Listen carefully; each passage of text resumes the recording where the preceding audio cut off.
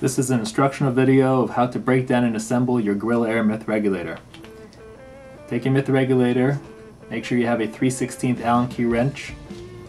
Stick the Allen key wrench in the top pinhole of the top flange of the regulator and unscrew it counterclockwise to get it off of the regulator. So you have your top flange, you have your poppet. Here's your poppet spring. You have your piston, your regulator spring. At the bottom there's also a seat retainer. Take the same Allen key, undo the seat retainer until it's loose. Once you get past the O-ring, you can do it by hand. And there you have your internals of the Myth regulator. You can now clean the inside of the Myth regulator with a Q-tip and clean away any debris that might have got inside. You can also clean the inside of the seat retainer with any kind of debris that might get inside with a Q-tip. Any parts that need to be replaced, there's an O-ring there if it needs to be replaced, or on the piston, the O-ring if that needs to be replaced.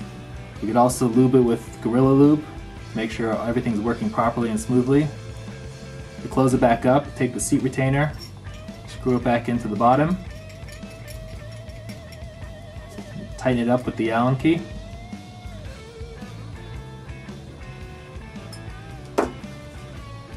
Drop in the spring, the piston, followed by the poppet spring.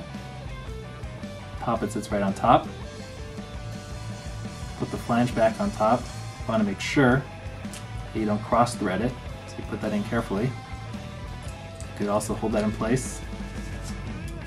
Put the Allen key on top, just screw it down.